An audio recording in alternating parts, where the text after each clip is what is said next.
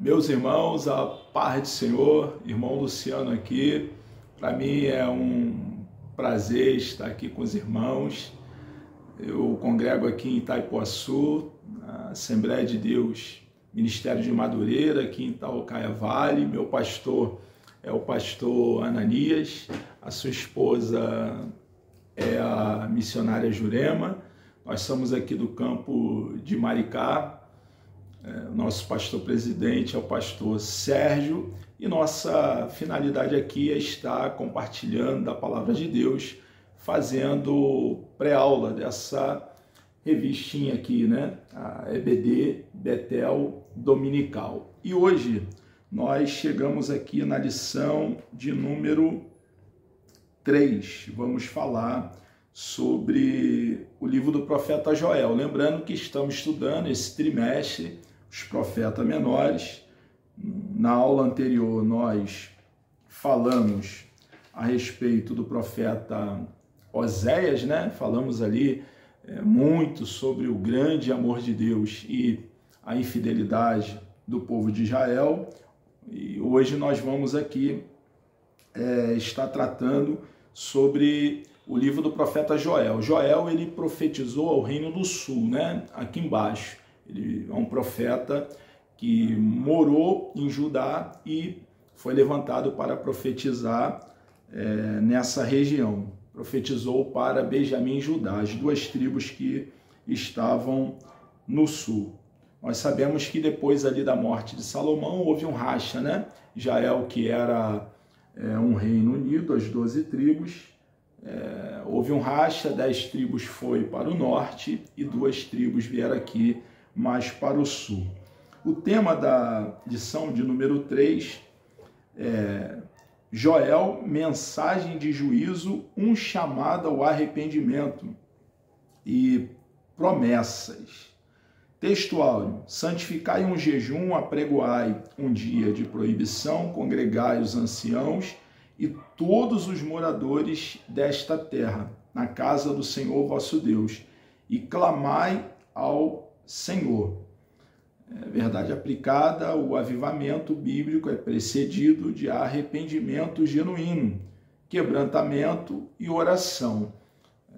Sempre que nós observamos na história Deus derramando o avivamento, nasce com um coração de um servo sedento, né?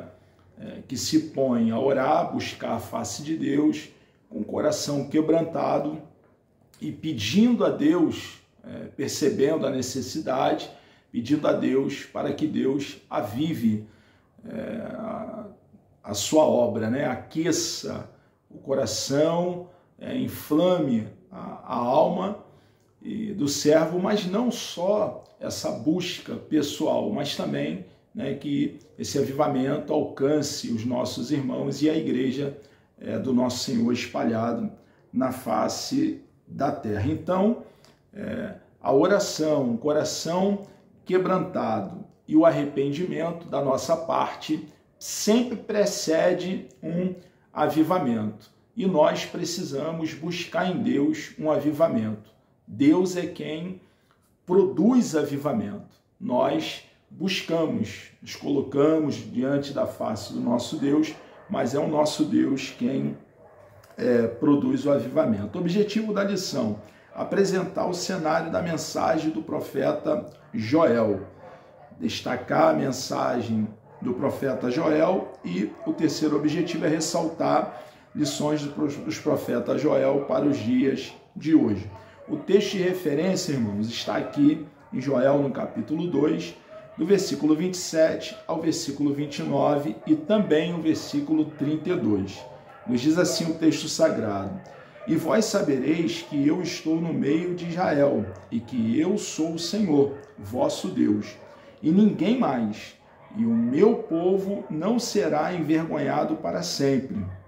E há de ser que depois derramarei o meu espírito sobre toda a carne, e vossos filhos e vossas filhas profetizarão, os vossos velhos terão sonhos, os vossos mancebos terão visões. E também sobre os servos e sobre as servas, naqueles dias derramarei o meu espírito, e há de ser que todo aquele que invocar o nome do Senhor será salvo, porque no monte Sião e em Jerusalém haverá livramento, assim como o Senhor tem dito, e no restante que o Senhor chamar.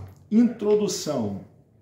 O arrependimento sincero e a mudança de vida são a base da genuína espiritualidade. No livro do profeta Joel encontra-se esse chamado. Então, Joel ele vai fazer um chamado ao povo para que o povo possa se arrepender e mudar de vida. Observe, irmãos, que o profeta Joel ele está profetizando para o povo de Deus. O povo de Deus, nessa ocasião, Israel, Benjamim e Judá, como eu já falei, eles estavam dentro da terra da promessa, já estavam ali na terra que mana leite e mel, na terra que Deus havia prometido lá atrás aos patriarcas, Abraão, Isaque e Jacó. Porém, esse povo ele estava dentro da terra da promessa e estava distanciado de Deus. Eles queriam, ao mesmo tempo que adoravam a Deus, adorar também outros deuses, que na verdade são pseudos, pseudo-divindade, não são divindade. Eles queriam fazer essa junção. E Deus, irmãos, ele não aceita isso, Deus é um Deus todo-poderoso, criador dos céus e da terra, e ele quer de nós exclusividade, a nossa adoração deve ser somente a ele. Não podemos colocar nada no lugar de Deus. Ele na nossa vida, assim como deveria também ser na vida do povo ali de Benjamim e Judá, ele deve ser o principal, o mais importante, deve estar em primeiro lugar. Nós devemos buscar a sua face,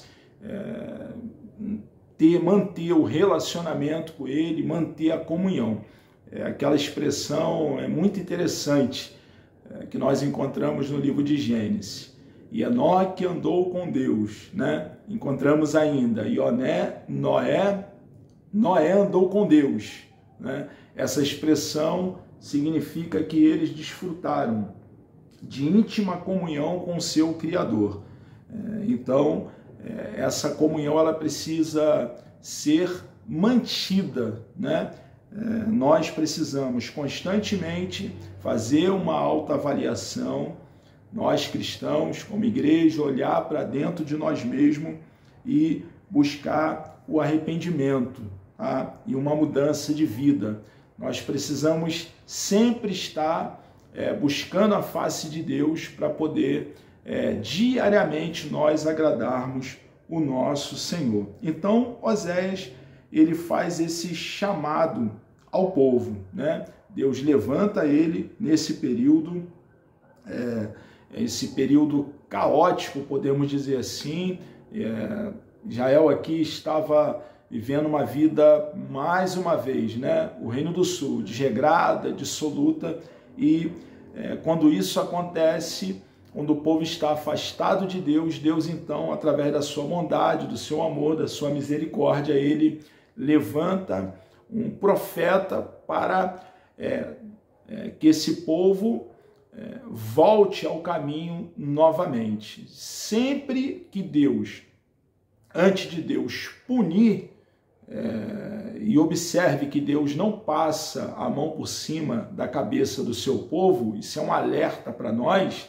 Deus não faz vista grossa para os nossos pecados por sermos cristãos, por sermos a igreja, mas sempre antes dele punir, vem antes a oportunidade, Nós vemos isso no decorrer da história, e ele estava dando mais uma oportunidade ali ao Reino do Sul de arrependimento, de mudança de vida. o povo demonstra ali uma ingratidão tremenda, assim como o Reino do Norte, né?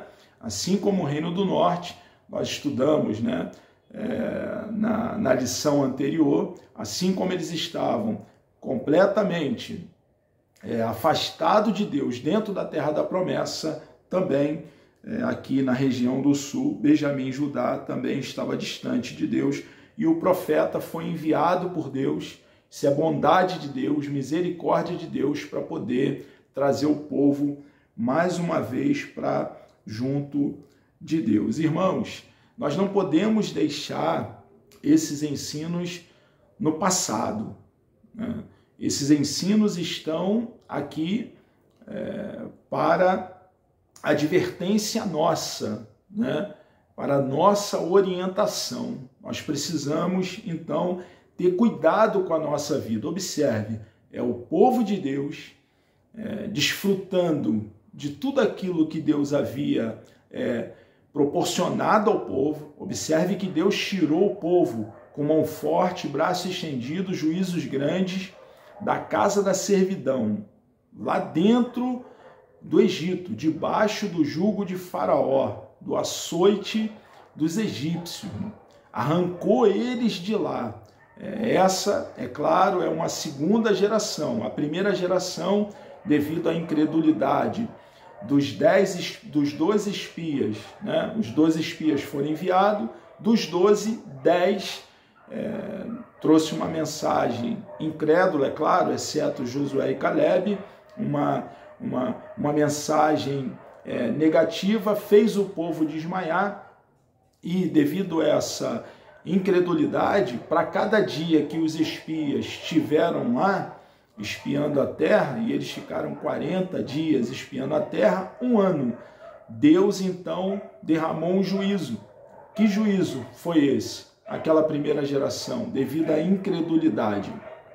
O juízo foi que para cada dia eles ficariam um ano caminhando ali no deserto, dando volta em círculo ali. 40 anos, irmãos, eles ficaram ali caminhando naquele deserto, dando volta em círculo, até que toda aquela geração, não entrou um, exceto Josué e Caleb, que se mantiveram fiel a Deus, crendo em Deus de todo o coração. Não entraram um.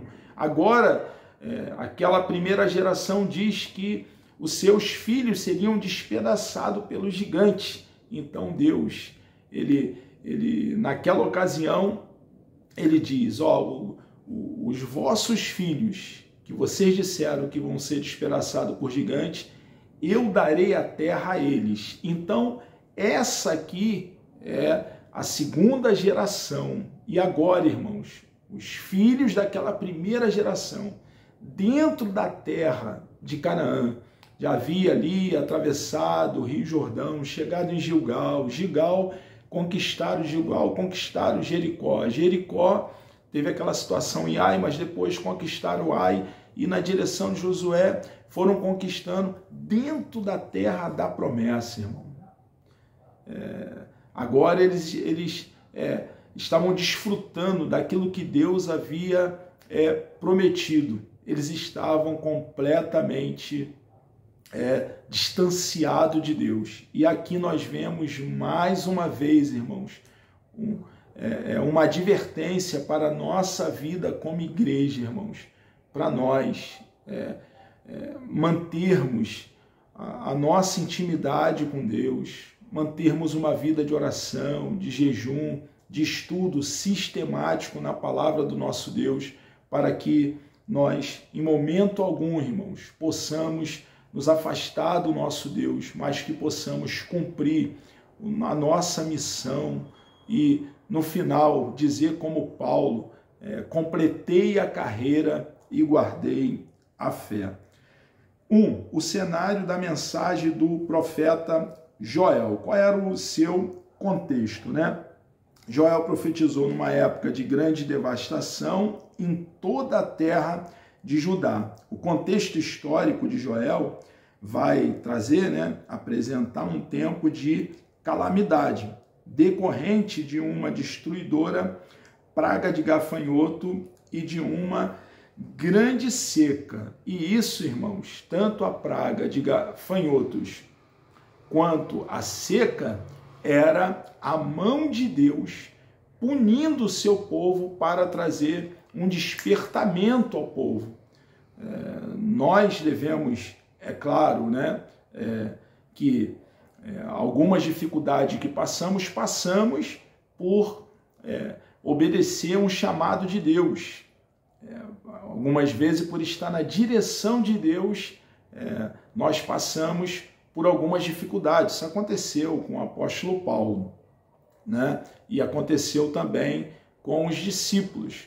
Por estar na presença de Deus, estar em obediência a Deus, passamos por algumas dificuldades. Mas nesses momentos, o próprio Deus nunca nos desampara, nunca nos deixa só. Mas aqui, irmãos, essa dificuldade que eles estavam passando, o Reino do Sul, foi pela sua desobediência, Deus, então, punindo o povo, traz essa invasão de gafanhoto e também essa seca. Isso nos deve nos fazer pensar que Deus não passa a mão por cima da cabeça do seu povo. Deus não faz vista grossa para o pecado do seu povo. Isso nos deve trazer advertência para nós termos cuidado com a nossa própria vida. E observe, irmãos, que no meio desse cenário de grande calamidade, de devastação, imagine, irmãos, Israel, eles eram uma sociedade agrícola, pastoril. Imagina uma seca, numa sociedade assim. Imagina uma invasão de gafanhotos. Eles estavam numa devastação econômica. E um povo que tinha tudo para, nesse momento, estar desfrutando do melhor da parte de Deus, estava nessa situação caótica. Por quê? Porque estavam completamente desviados de Deus, afastados do Senhor. Nós precisamos, irmãos, estar olhando o nosso cenário, estar atento ao nosso contexto, atento ao que está acontecendo e observar o porquê que as coisas estão da maneira que elas estão. E nós precisamos, irmãos, tomar uma atitude. Que atitude tomar? Orar, nos arrepender, buscar a face de Deus. Tem um texto aqui em 2ª Crônica, no capítulo 7, versículo 14, que eu quero ler aqui, com os irmãos, nessa pré-aula, que diz assim: e se o meu povo, que se chama pelo meu nome, se humilhar e orar e buscar a minha face e se converter dos seus maus caminhos, então eu ouvirei dos céus e perdoarei os seus pecados e sararei a sua terra.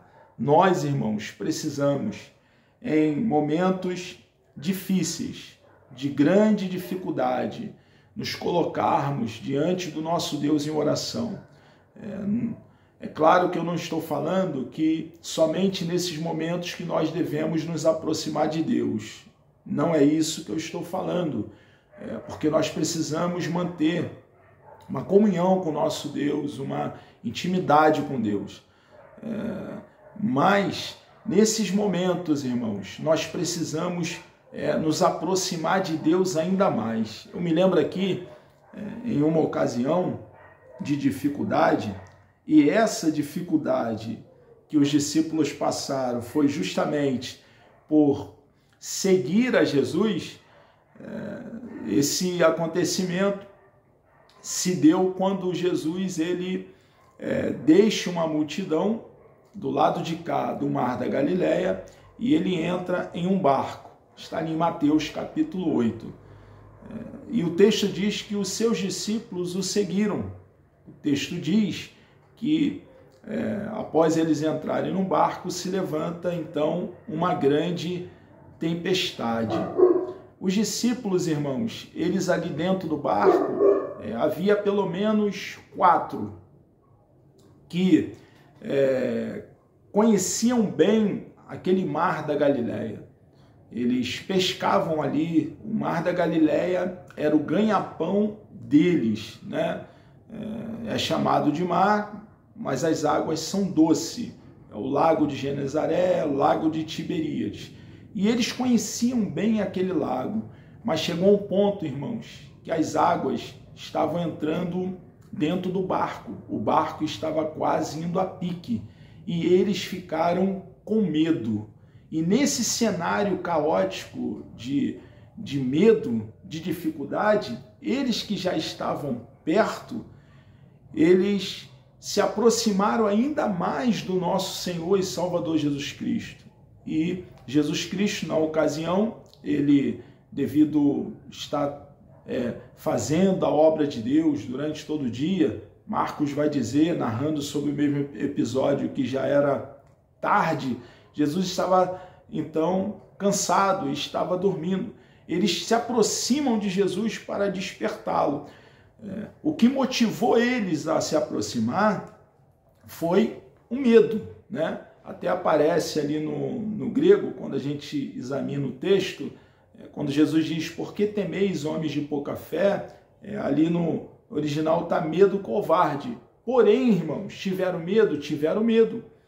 Porém, no meio da dificuldade, eles se aproximaram ainda mais do Mestre. Nós, irmãos, no meio de um cenário caótico, de calamidades, nós precisamos buscar refúgio em Deus.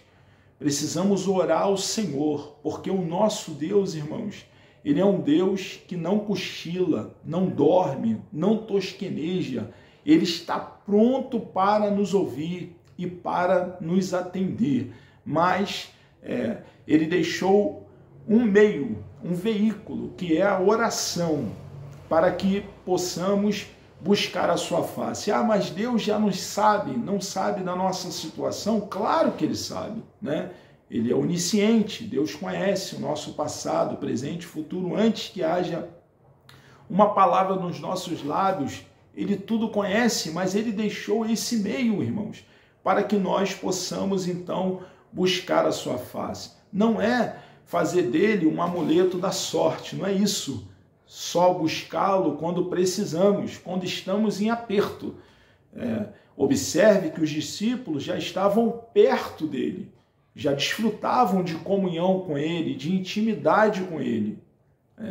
Mas um momento de grande dificuldade, nós que desfrutamos de relacionamento com Deus, precisamos então nos colocar a orar, até que Ele nos responda.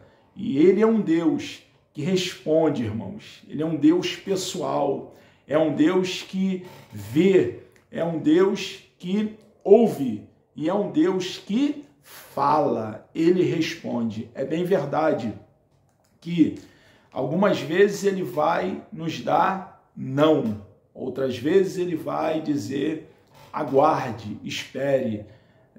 Porém, nós precisamos buscar a sua face. Algumas vezes Ele também vai nos dizer sim.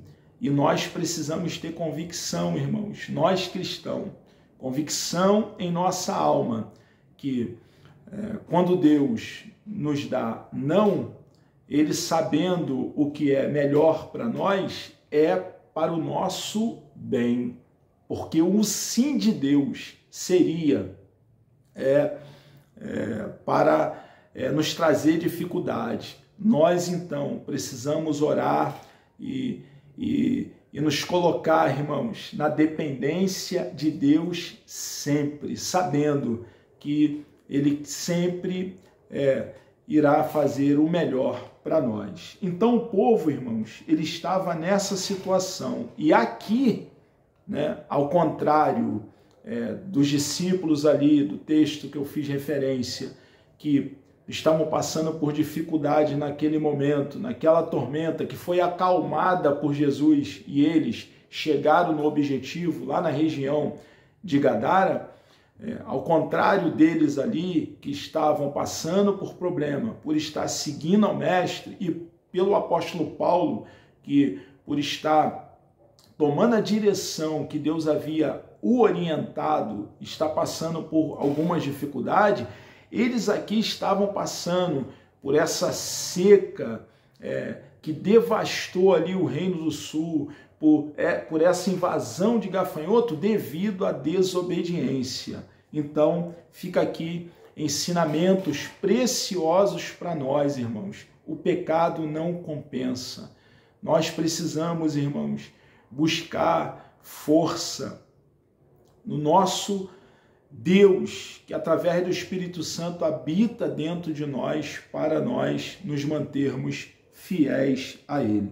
O povo ainda não havia atingido o estado de depravação presenciado em outras épocas, quer dizer, o povo estava vivendo uma vida longe de Deus, dentro da terra da promessa, e infelizmente, irmãos, a coisa ainda iria piorar. Esse povo, ao contrário de aprender com seus erros, com os erros cometidos pelos seus antepassados, a primeira geração que saiu lá de dentro da casa da servidão, eles eram um povo, irmão, de coração duro, era um povo de dura cerviz, não se curvava, não aprendia com os erros do passado. Nós aqui também, irmãos, temos orientação de Deus para a nossa vida como igreja. Nós precisamos, irmãos, olhar para o passado, ver os erros do passado, os caminhos errados que pessoas tomaram e as consequências desses erros, para nós não cometermos as mesmas falhas. Esse povo aqui estava distante de Deus e a coisa, irmãos, eles iriam ainda piorar nos seus atos, nas suas atitudes de desprezo a Deus. Isso aqui, essa desobediência, essa postura de rebeldia do povo vai culminar no cativeiro babilônico, lá na frente, Isso vai desaguar lá, depois de séculos e séculos, lá na frente, Nós estamos aqui, ele profetizou aqui, o profeta Joel, entre o ano ali 700 a 800 aproximadamente, tá? Antes de Cristo.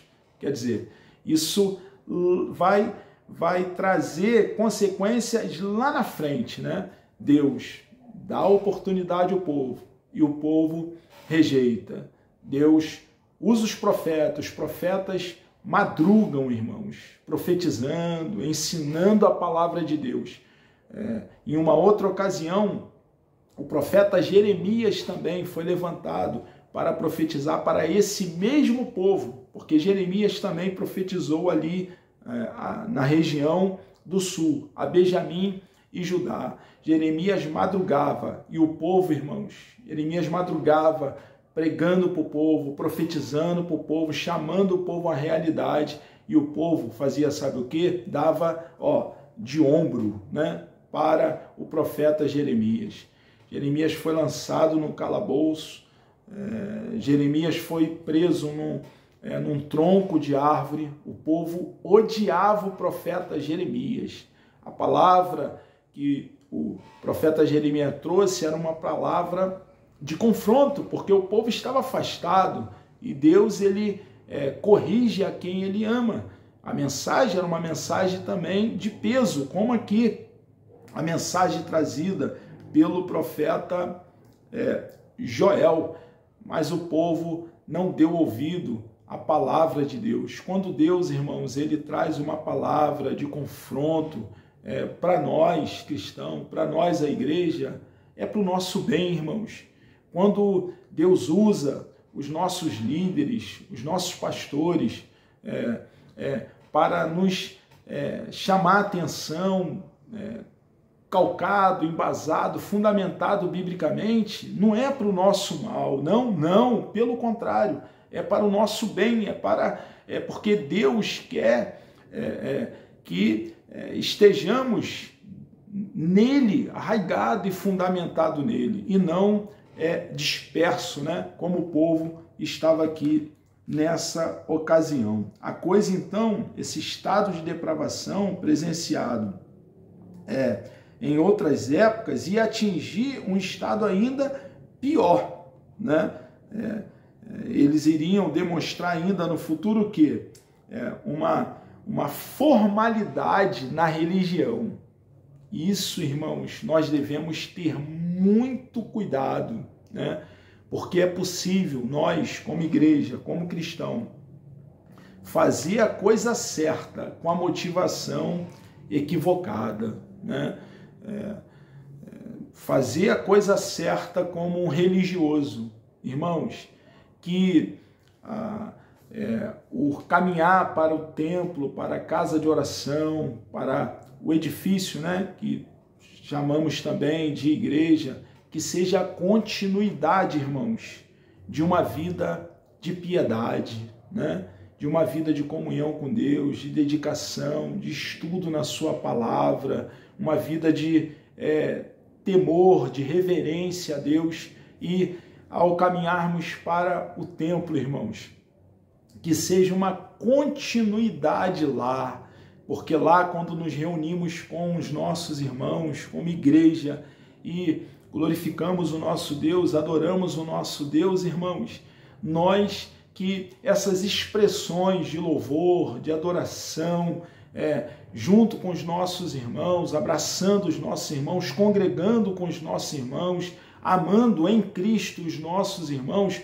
possa ser algo, irmãos, que seja a continuidade daquilo que fazemos diariamente, independente de onde estivermos, seja em casa, na escola, na faculdade, no trabalho, que aquele culto possa ser algo, irmãos, que aconteça no nosso dia a dia, né?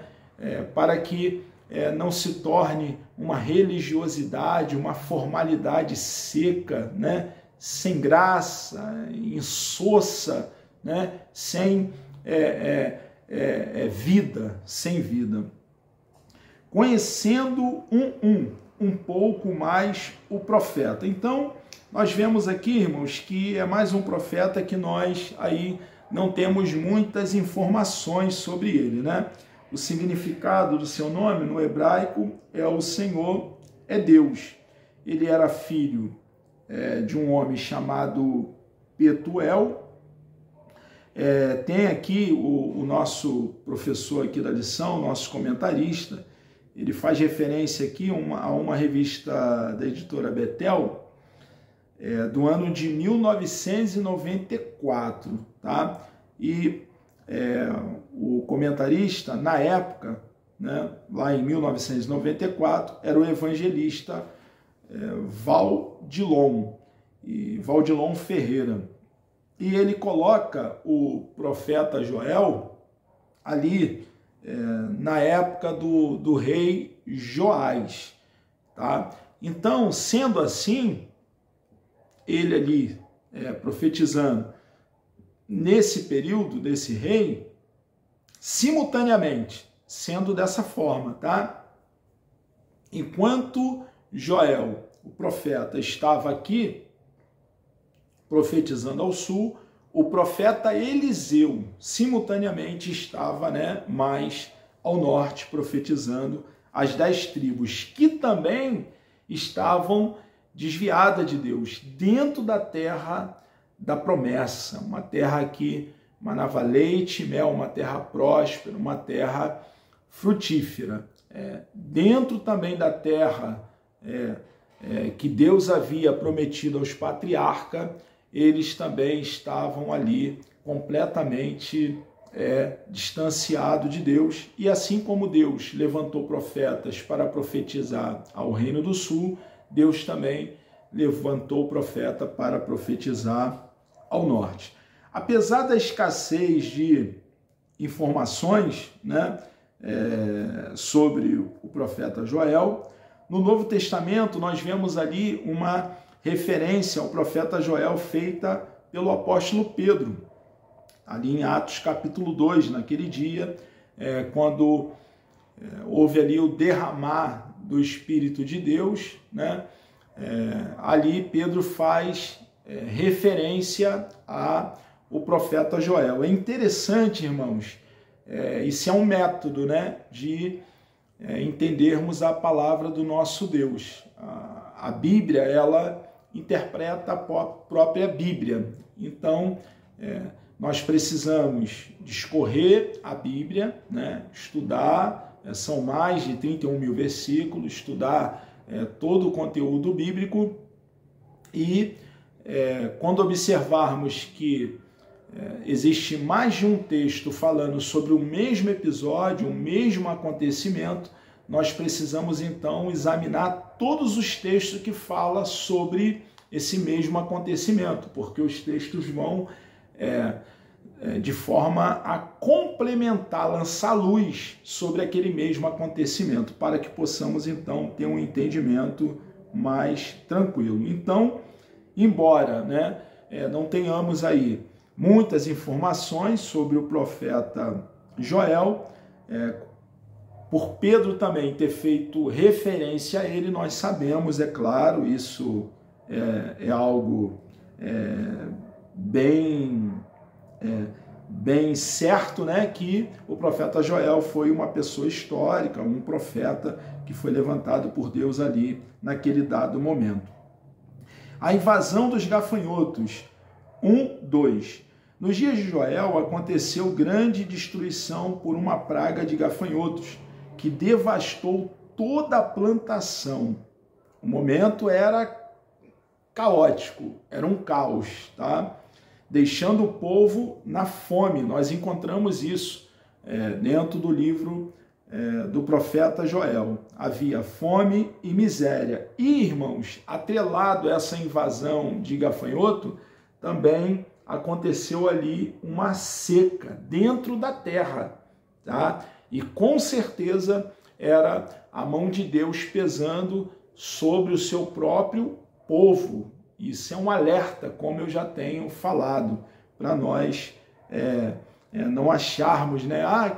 Deus ele derrama juízo àqueles que aos ímpios, né? Mas ele também ele vai nos tratar, né? Vai nos disciplinar, e nós precisamos ter consciência. O pecado não compensa, irmãos. O pecado não compensa. A Bíblia diz que o salário do pecado é a morte. Nós devemos ter cuidado com o pecado. O gafanhoto é um inseto saltador que se alimenta de vegetais. E aí ele aqui vai falar sobre ali o capítulo 1, versículo 4, né? E ali vai falar sobre o gafanhoto, o inseto, e fala ali sobre o cortador, migrador, devorador e o destruidor, né? Quando a gente pega ali no original, né, vai ali no hebraico para poder dar uma examinada ali, né, analisada no texto, nós observamos, irmãos, que ele, no capítulo 1, versículo 4, não está falando em espécies diferentes de gafanhoto, tá? Nós observamos ali que são fases desse mesmo inseto. Tá? Um adendo, né? Um acréscimo aí para nós. A necessidade urgente de arrependimento. Irmãos, Deus estava disciplinando o seu próprio povo e ao mesmo tempo, Deus estava chamando, convocando toda a nação ao arrependimento, para que, uma vez essa nação se arrependesse, Deus pudesse, então, derramar ali, mais uma vez, prosperidade, abençoar o povo também economicamente, porque essa devastação econômica, esse caos, essa calamidade, era justamente Deus disciplinando o seu próprio povo para que o povo despertasse, né? Despertasse desse sono, né? E voltasse para Deus novamente. Nós precisamos estar atento ao cenário qual nós estamos vivendo hoje, no nosso contexto, no século XXI, como igreja, e estar atento, porque algumas vezes, irmãos, podemos cometer o equívoco de olhar um cenário caótico, uma calamidade, e acreditar isso ao adversário da nossa alma, dizer que é o diabo, quando pode não ser o diabo, né? Pode ser o próprio Deus permitindo alguma dificuldade, alguma calamidade para nos despertar, para nos fazer voltar a Ele novamente. Deus, por intermédio do profeta, chama o povo ao arrependimento e à santificação. Então nós cristãos, irmãos, que um dia fomos convencidos por Jesus, alguém pregou a palavra para nós e Jesus nos convenceu, Ele nos deu vida, nos atraiu para Ele mesmo, né?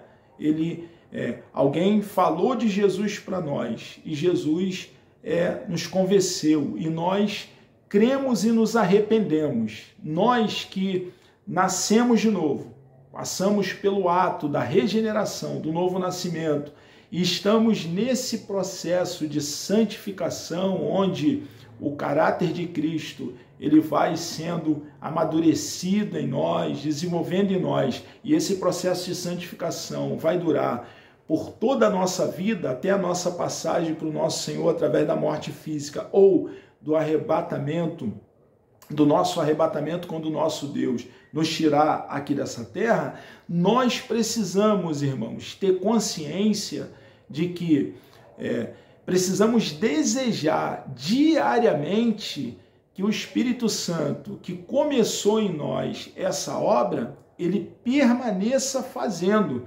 E esse desejar que ele permaneça atuando dentro de nós, em nosso espírito, nos santificando, passa pela uma busca nossa. Nós precisamos nos colocar em oração e dizer a Deus: meu Senhor, por favor, Senhor, me ajuda a te obedecer, a ser fiel, que o fruto do teu Espírito ele continue crescendo, meu Senhor, aqui dentro de mim, diariamente. É claro que quem atua na santificação em nós é Deus, é o Espírito do próprio Deus, mas porém, irmãos, nós precisamos, em uma cooperação, desejar que isso aconteça, desejar que o Espírito Santo que habita em nós, ele continue nesse agir, né? Nos podando, nos amoldando, fazendo essa obra preciosa dentro de nós. Então, Deus ali, por intermédio do profeta, ele chama o povo ao arrependimento e chama o povo à santificação. Por que eu entrei nesse assunto, irmãos? Simplesmente para, quando ele fala aqui em arrependimento, pode dar a falsa impressão que ele está falando para alguém que não conhece a Deus. Pode estar falando para alguém que não professa a fé no Deus único e verdadeiro, mas não é isso. Ele está chamando aqui o seu próprio povo. O profeta Oséias está profetizando, pregando para o seu próprio povo de Deus. Então é um alerta para nós.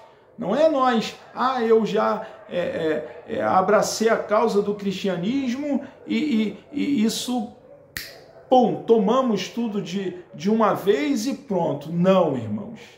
Nós cristãos constantemente precisamos estar bebendo da fonte. E a fonte, irmãos, é o nosso Deus, né? Nós precisamos estar diariamente fazendo, eu sei que já mencionei isso, uma autoavaliação e nos colocando, né, no caminho. O Senhor diz que todos, independentemente, quer dizer, o chamado, né, independentemente da idade, deveriam se arrepender, desde o menor até o mais idoso, deveria ouvir esse chamado. A mensagem é assim: congregai o povo, Deus chamando o povo através do profeta Oséias, santificai a congregação, ajuntai os anciãos, congregai os filhinhos e os que mamam, até os bebês, as crianças. Saia o noivo da sua recâmara. Isso é interessante, irmãos. Quando estava preparando a aula aqui, para compartilhar essa pré-aula com os irmãos, isso me chamou a atenção. Dentro daquela cultura, nós sabemos que o nosso Deus instituiu o casamento lá dentro do Éden, né? Quando ele trouxe uma mulher para Adão, o nosso papai Adão, depois dele ter aberto o lado de Adão, tirado uma das suas costelas, fechado o lugar e daquela costela ter formado uma mulher, quando ele traz, ele institui ali o casamento, né? O casamento é uma instituição divina e os padrões do casamento estão lá, naquele estado perfeito, né? Um Adão e uma Eva, né? O referencial para você, meu irmão, para mim, para nós, a igreja, é aquele padrão lá, né? Estabelecido pelo nosso Deus. E dentro dessa cultura, aqui nessa ocasião, a lua de mel durava 1 ano, irmãos. O homem que casava e estava em lua de mel, ele estava isento até de ir para a guerra. Ele não iria para a guerra. Mas aqui, a coisa o chamado é tão relevante, tão importante, e observe que a guerra era algo de grande importância naquela ocasião, mas aqui, irmãos, o chamado é ainda mais importante e tem tanta relevância que até o noivo e a noiva, saia o noivo da sua recâmara e a noiva do seu tálamo venha, né? Volte-se para mim com arrependimento. Era a misericórdia de Deus, irmão, o amor de Deus que estava ali dando a oportunidade para, mais uma oportunidade para que o povo voltasse para ele novamente. Irmãos, Deus é um Deus de misericórdia, mas a misericórdia de Deus ela tem um limite. Deus é um Deus paciente, mas a paciência de Deus tem um limite. Nós observamos isso ali naquela ocasião em Gênesis, na época de Noé. Deus ali levanta Noé, Noé pregou ali por muitos anos.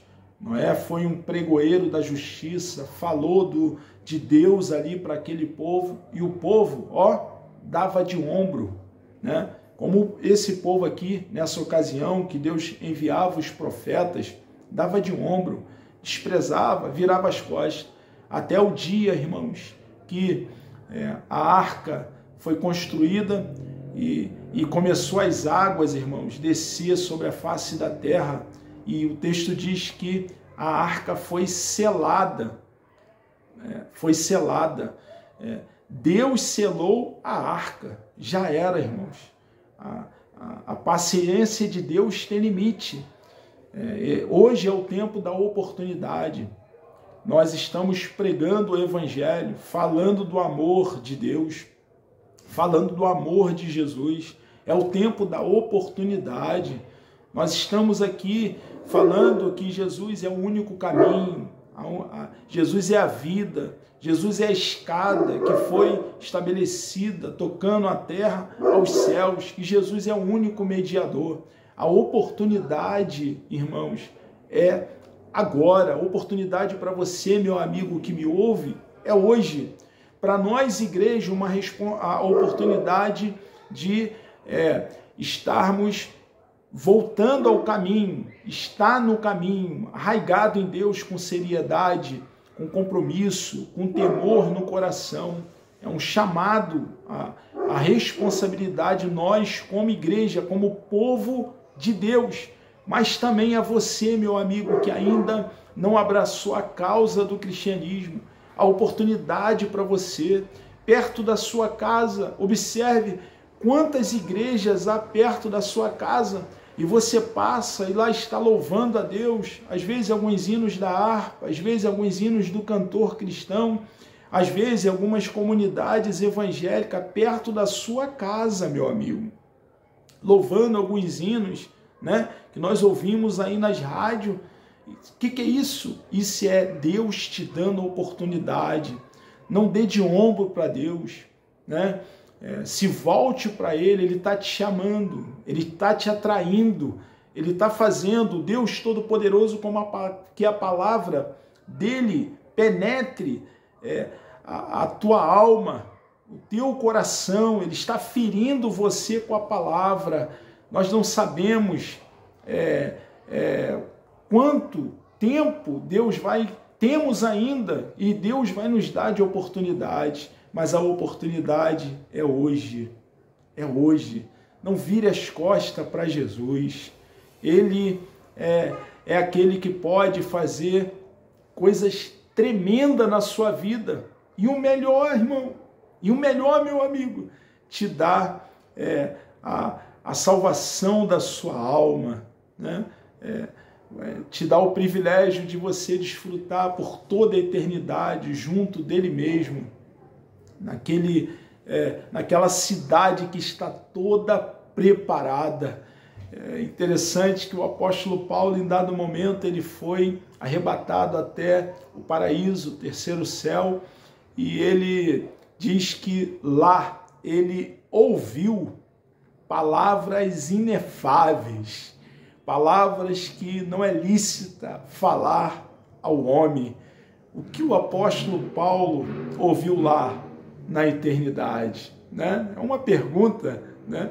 Ele que era um homem culto, um vocabulário rico, falava vários idiomas, ele não encontrou, irmãos, um termo aqui nos vários idiomas que ele, o apóstolo Paulo, falava para definir o que ele ouviu lá na eternidade.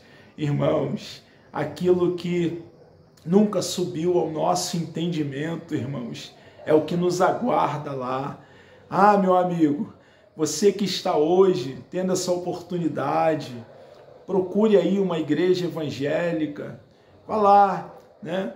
Procure o líder de lá, o pastor, você será bem recebido. Deus tem obra na tua vida e é precioso quando nós nos entregamos ao nosso Deus, depois dessa palavra ter penetrado ao nosso coração e fazermos essa entrega.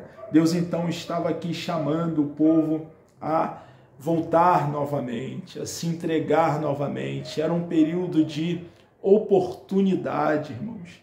Sempre Deus, antes de derramar o juízo, e Ele derramou juízo sobre esse povo, séculos à frente, irmãos.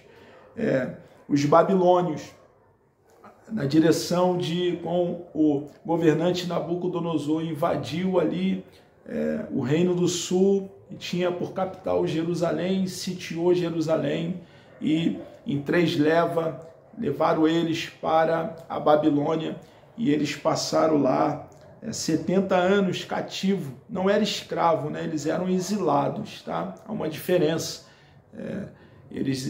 Lá eles podiam fazer transações comerciais, como fizeram, casaram, instituíram família, porém, irmãos, estavam cativos em terra alheia, em terra estranha, distante da sua pátria amada, distante de Sião, porque foi um povo rebelde, como já tenho falado, e Deus, depois de tanta oportunidade, o cálice da ira de Deus transbordou e Deus então derramou juízo sobre o seu próprio povo. Como eu falei na lição anterior, na pré-aula anterior, se Deus ele julga o seu próprio povo, imagina, irmãos, os ímpios, aqueles que vivem uma vida de qualquer maneira e que não são o povo de Deus ainda.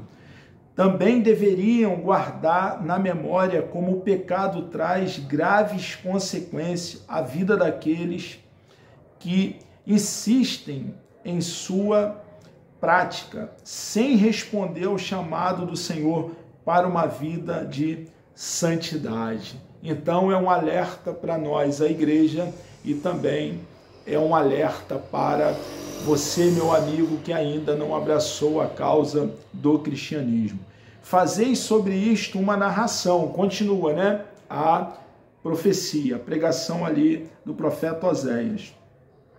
Fazei sobre isto uma narração a vossos filhos e vossos filhos, a seus filhos, e os filhos deste a outra geração. Eles deveriam, irmãos, estar orientando os seus filhos. Assim como já havia essa orientação aqui em Deuteronômio, há séculos e séculos antes. Deuteronômio capítulo 6, do versículo 4 ao versículo 7, que diz assim: Ouve, Israel, o Senhor nosso Deus é o único Senhor. Amarás, pois, o Senhor teu Deus de todo o teu coração e de toda a tua alma e de todo o teu poder. E estas palavras que hoje te ordeno estarão no teu coração. E aqui está a tônica, né? O cerne do que quero compartilhar com os meus irmãos. Versículo 7. E as intimarás a teus filhos. Era guardar a palavra de Deus, cumprir a palavra de Deus e ensinar aos filhos, orientar os filhos. E delas falarás assentado em tua casa, e andando pelo caminho, e deitando-te e levantando-te. Então, havia aqui também em Deuteronômio, como há aqui no livro do profeta Joel, uma orientação para ensinar os filhos. Irmãos, nós cristãos, nós precisamos, as nossas esposas, já desde quando o feto estiver desenvolvendo dentro da barriguinha da mamãe, a mamãe precisa estar ali acariciando, conversando, né?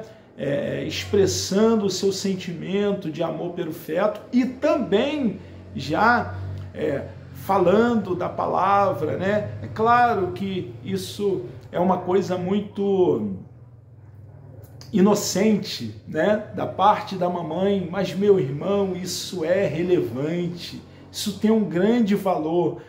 O que você está dizendo com isso, irmão Luciano? Eu estou dizendo que devemos ensinar a palavra do nosso Deus, irmãos, expressando amor e carinho aos nossos filhos, e aí eu estou me dirigindo, né, às nossas esposas, desde quando o bebezinho tiver ali, for um feto, dentro ainda do útero, se desenvolvendo.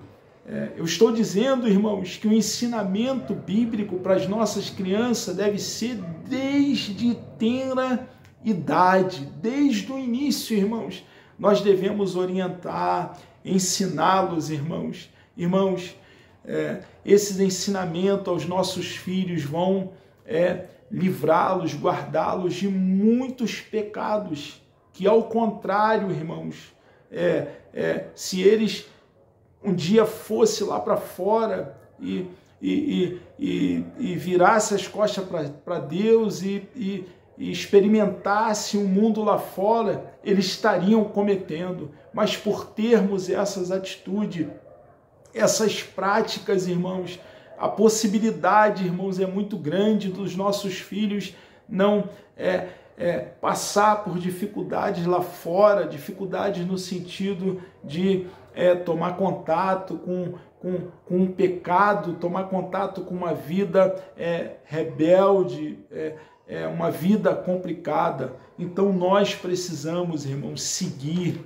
as orientações da palavra do nosso Deus. Aqui está o nosso manual, como eu já tenho falado, a nossa regra de fé e prática. Essa vara de medir, o cano sagrado, deve nos governar e nos dar o norte.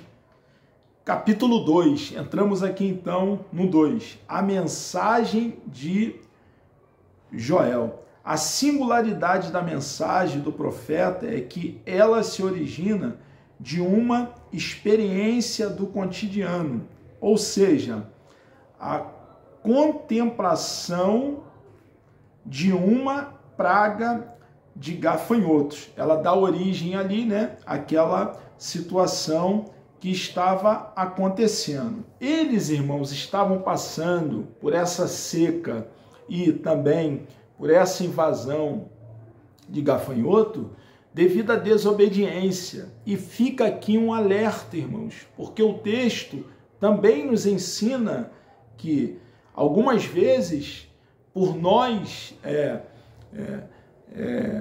darmos ocasião de nos afastarmos de Deus, nós cristãos, nós povo de Deus, e recebermos de Deus a repreensão, a disciplina de Deus, isso, irmãos, ocasiona algumas vezes de aqueles que não são cristãos olhar para nós e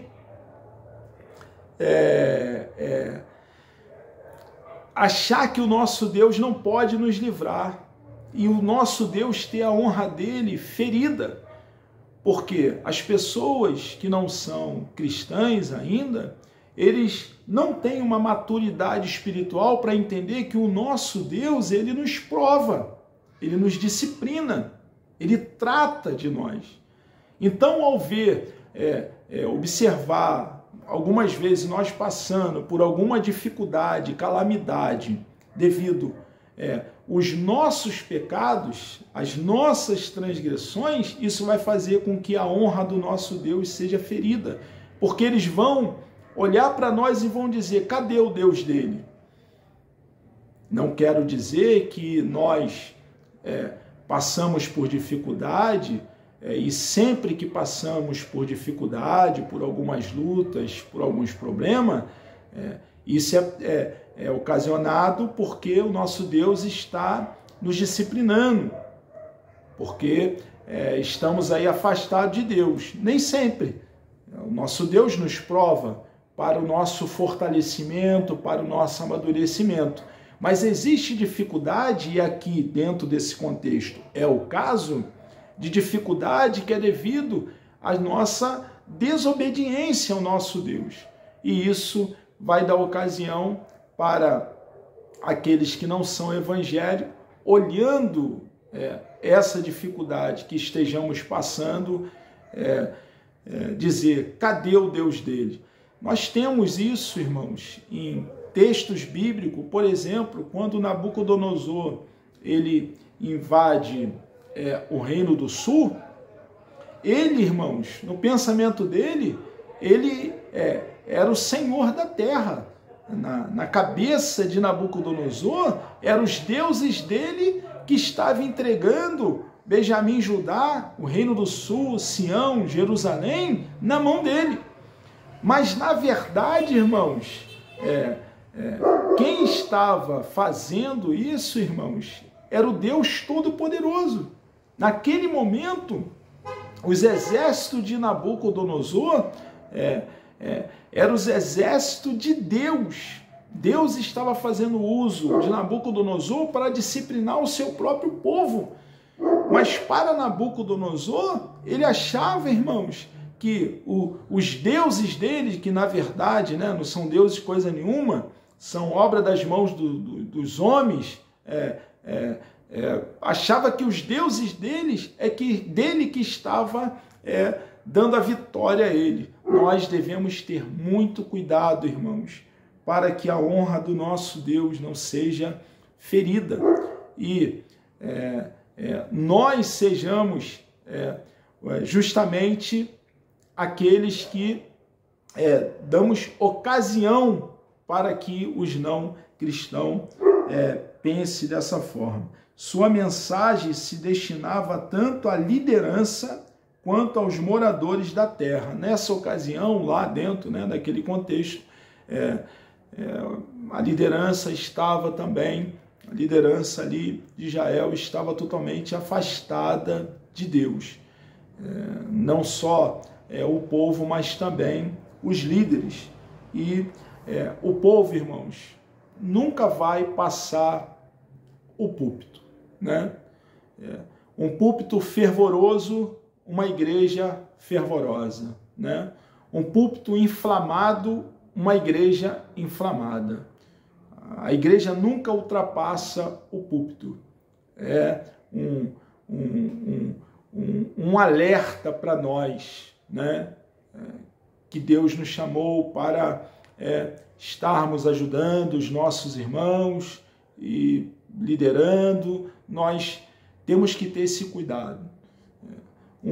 Uma liderança fria, a igreja será fria. Uma liderança morna, a igreja será morna. Então nós precisamos ter cuidado. A igreja nunca vai ultrapassar a sua liderança. A igreja é consequência da liderança. Tá? Não é certo dizermos, como líder, essa igreja é uma igreja fria. Por quê? Porque se a igreja é uma igreja fria, é porque nós somos frios. Porque se nós tivermos um coração aquecido, uma alma inflamada, tivermos uma vida de oração, de jejum e de busca, irmãos, nós formos fervorosos em Deus, a igreja será igual. Todos estavam sendo alertados e chamados pelo Senhor ao arrependimento, Também a liderança ali na ocasião. Chamado ao jejum, a conversão e a contrição, ter aquele coração quebrantado. Deus não despreza, irmãos, um coração quebrantado, Nós precisamos também jejuar, buscar a Deus com jejum, como aqui nos é orientado, O alerta do profeta, no capítulo 2:1. Então, na cultura daquele tempo, qualquer sinal de desordem na natureza era entendido como castigo de Deus. Inundações, granizos e etc. E aqui, nessa ocasião, da invasão de gafanhoto e da seca, era o mover de Deus. Nessa ocasião era, tá? Deus é que estava ocasionando esses fenômenos na natureza. Quando nós lemos ali o livro do profeta Joel, e é um livro pequeno, tranquilo, Hoje eu li ele mais uma vez, preparando a aula, e li, não sei, eu acho que eu tomei ali uns 15 minutos para ler, porque é pequeno. Chegou uma parte falando da seca, irmãos, que deu a impressão, claro, que não está dentro do livro, tá? A Bíblia fala do vento oriental e não está dentro do livro fazendo referência ao vento oriental. Mas eu lendo a narrativa dessa seca, ficou muito similar quando passava no deserto o vento oriental, que nós conhecemos como o siroco, que é um vento quente, devastador. A temperatura do deserto durante o dia, ela é escaldante, muito intensa. E com o siroco, o que a Bíblia chama, o vento que a Bíblia chama de vento oriental, essa temperatura ela é ainda mais elevada. E dá a impressão, irmãos, que esse vento soprou ali, devido ao cenário caótico, o caos, que estava instaurado ali naquele momento. Esses sinais provocavam reflexões e um convite para um ajuste, aquilo que nós estamos falando, era para um despertar do povo, né? O que nós já vemos falando, naquilo que desagradava ao Senhor, né? É o que nós temos falado e reitero. Algumas situações que acontecem hoje, claro, irmãos, eu não estou dizendo todas, é um alerta de Deus para nós, a igreja, para nós despertarmos e voltarmos ao caminho, a buscar a Deus, né? a estudar a sua palavra com seriedade. Nos 2 primeiros capítulos do livro de Joel, percebe-se um cântico triste. O cenário é triste, irmão. É um cenário devastador, de calamidade. Apesar disso, Joel descreve que o país lamenta como a virgem que está cingida de saco pelo marido da sua mocidade. Esse vestir de pano de saco, colocar cinza sobre a cabeça, ou areia, ou raspar a cabeça, arrancar a barba, era sinal de luto. O cenário realmente, irmãos, era um cenário de tristeza e que trazia luto e deveria, né, despertar o povo, trazer uma reflexão. 2:2, esperança em meio à catástrofe. Aí, irmãos, nós encontramos ali no livro, no capítulo 2, versículo 18, a minha tradução, essa que eu uso, levo para o púlpito, é uma revista corrigida, é uma Bíblia de Estudo Pentecostal, uma revista corrigida muito antiga. E ela ali, no capítulo 2, versículo 18, começa com a palavra então. E é interessante, porque a coisa ali muda, né? Esse cenário estava caótico, Deus chamando toda a nação para ele novamente, né? Através do arrependimento, e agora vem depois desse então do capítulo 2, do versículo 18, começa então uma palavra de esperança para o povo. Uma vez o povo se arrependendo, haveria esperança. Era o grande amor de Deus sendo revelado mais uma vez, né? Manifesto mais uma vez. A segunda parte do livro do profeta Joel é uma mensagem de esperança, o derramamento do Espírito Santo depois de toda aquela desolação. A consolação do Senhor chegará. O Novo Testamento ratifica este versículo ao se referir ao Pentecoste, quando Pedro faz referência, né, ao profeta Joel, o que ele disse. E a presença e a ação do Espírito resulta em profecia, o que Pedro fala ali, né? Falando também aqui do texto que o profeta Joel está ali profetizando na época dele. A presença e a ação do Espírito resulta em profecia, sonhos, visões, modos próprios do agir de Deus no Antigo Testamento. É interessante, irmãos, notar que em dado momento no Antigo Testamento, quando o Espírito de Deus vinha sobre algumas pessoas, em momento específico e pessoas específicas, o texto narra que eles se colocaram a profetizar. E ali, algumas vezes, não fala a mensagem, né? A mensagem nessa profecia, tá?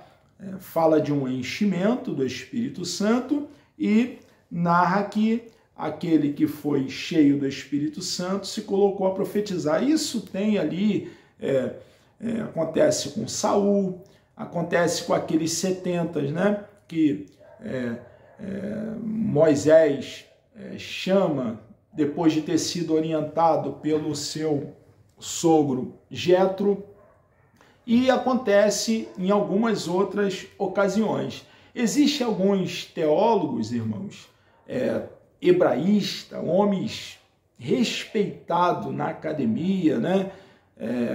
Homens de grande nome acadêmico na área teológica, que começam a estudar essas manifestações no Antigo Testamento, eu acredito que em alguns anos aí para frente, não posso dizer quantos anos, haverá uma teologia bíblica desenvolvida com base aí, começando no Antigo Testamento, nessas manifestações que eu acabei de falar, traçando todo um caminhar até o Novo Testamento com relação ao dom de língua, tá? De línguas.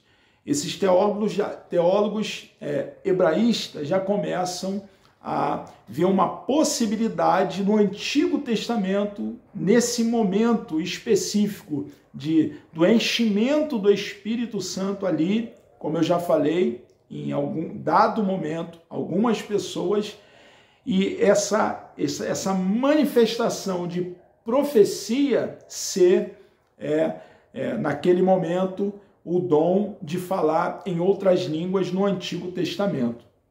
E algo nos chama atenção. O que nos chama atenção? Que quando nós, partindo do Antigo Testamento e caminhando até o Novo Testamento, nós observamos ali, através dos escritos de Lucas, o registro de Lucas, que há esse mover do Espírito Santo ali em Atos capítulo 2. Esse mesmo mover é registrado, né, a atuação do Espírito Santo em Atos capítulo 8, em Atos capítulo 10, dentro da casa de Cornélio, e ali não tinha ali pessoas de várias nacionalidades, né, porque era Cornélio e a sua família, não havia ali pessoas de várias nacionalidades, mas dentro da casa de Cornélio, depois que Pedro prega o evangelho para ele, as boas novas de saudação, o Espírito desce ali e eles começam a falar em línguas não estudada, línguas desconhecida e dada pelo Espírito de Deus. E também em Atos capítulo 19. Também em Atos capítulo 19, quando Paulo chega ali em Éfeso e ali tem alguns discípulos que já eram cristãos, conheciam o batismo de João, então, por ser cristãos, eles já tinham o Espírito de Deus habitando dentro deles, e Paulo então fala a respeito do Espírito Santo para eles, e quando Paulo impõe a mão sobre eles, eles então começam a falar em línguas, né? Em línguas. Então, isso fica muito claro para nós, assembleanos, e está bem calcado, fundamentado numa exegese séria, numa interpretação sóbria, que o falar em línguas, ele aparece biblicamente como uma evidência inicial daquele que recebe o batismo no Espírito Santo. É claro que o batismo no Espírito Santo é uma dotação de poder para o serviço, né? Para pregarmos o Evangelho, anunciarmos o nome do nosso Senhor e Salvador Jesus Cristo. É claro que é uma segunda bênção, que nós, quando abraçamos a causa do cristianismo, ali, quando fomos inseridos ao corpo de Cristo, através do ato da regeneração, que é um ato novo nascimento, ali o Espírito Santo adentrou em nós. O batismo no Espírito Santo é uma segunda bênção.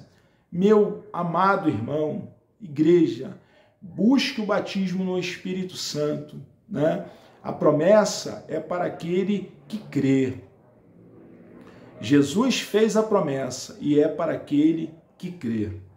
O fruto do arrependimento. O arrependimento sincero move o coração de Deus para mudar o quadro de tristeza que veio em consequência do erro em alegria. Então, irmãos, aquela situação era uma situação trágica, tinha por finalidade o coração deles serem mudados através do arrependimento e da conversão, eles mudarem, né, e voltarem-se para Deus, né? Dar uma volta e voltarem-se para Deus. Em Joel, Deus se compadece e promete alívio sobre a nação. O Senhor teve misericórdia do seu povo e, para honrá-lo, mostra o seu zelo, o seu cuidado. A mensagem diz assim: eis que vos envio o trigo.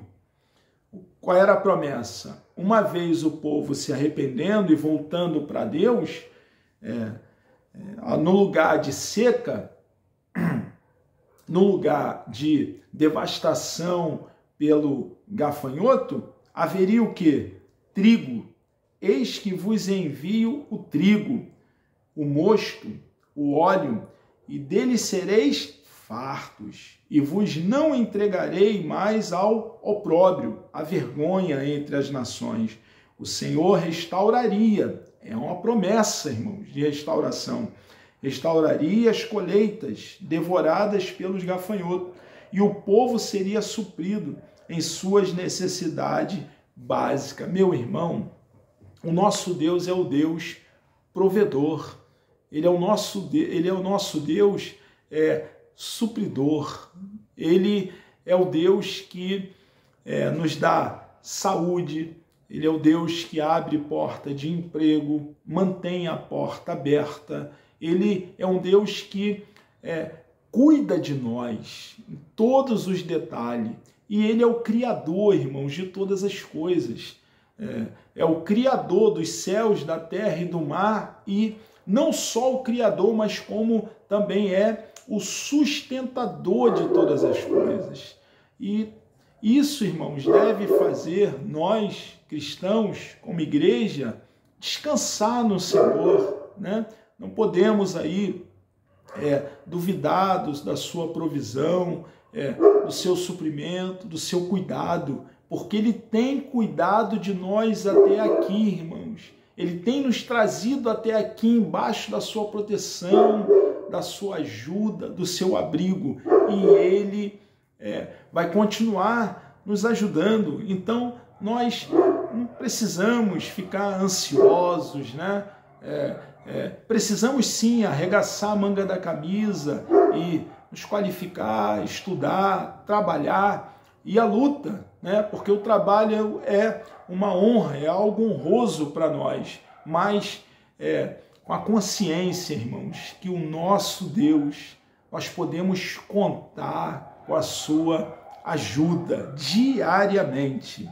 Isso os levaria a reconhecer a soberania e o poder de Deus, e todos saberiam que Deus estava no meio do povo de Israel. Aí temos aqui, irmãos, então, o número 3, né? Já para fecharmos essa nossa pré-aula.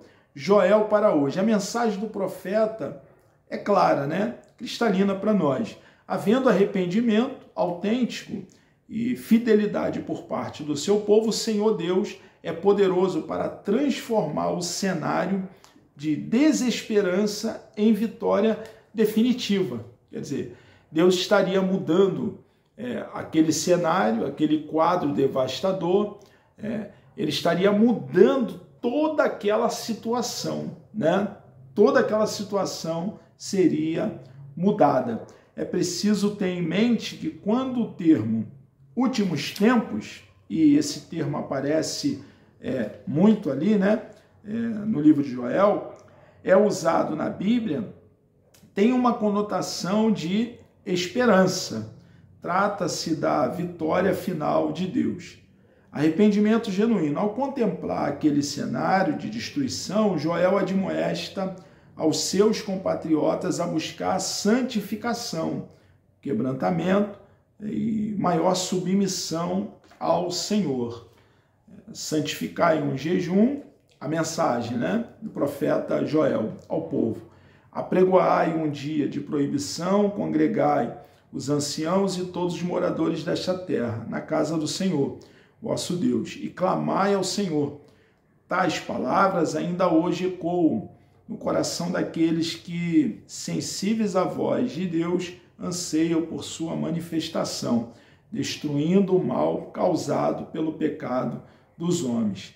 santificação urgente, temos a libertação e esperança. E adentramos aqui, então, na conclusão. Apesar do atual cenário da sociedade pós-moderna, e aí está falando aqui dos dias atuais, a igreja deve continuar firme em seu propósito. O que a igreja deve continuar fazendo?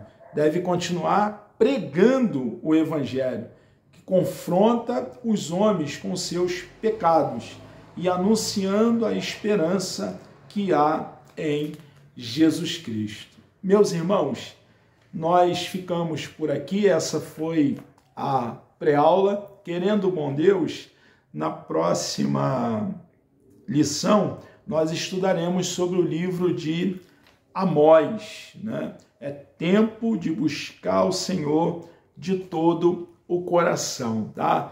Muito obrigado por esse momento, né? Que nós tivemos aqui junto. Eu estarei orando, lembrando, irmãos, essa pré-aula que tem sido feita, ela não nos isenta de estarmos domingo lá, né? Na Escola Bíblica Dominical, junto com os nossos irmãos, né? Eu sempre fui e sou muito assíduo à Escola Bíblica Dominical e para mim é uma honra, um prazer estar lá. Nesse domingo eu estarei dando aula, mas alguns domingos eu estou também como aluno, ouvindo, e sempre é um grande prazer. Vamos orar então e vamos terminar, tá? Que Deus os abençoe. Deus amado, nós louvamos o Teu nome, adoramos a Tua pessoa bendita. Obrigado, Senhor, por esse momento que o Senhor nos concedeu de estarmos aqui, ó Pai, nessa pré-aula, falando, Senhor, do Teu amor, da Tua bondade, compartilhando da Tua palavra.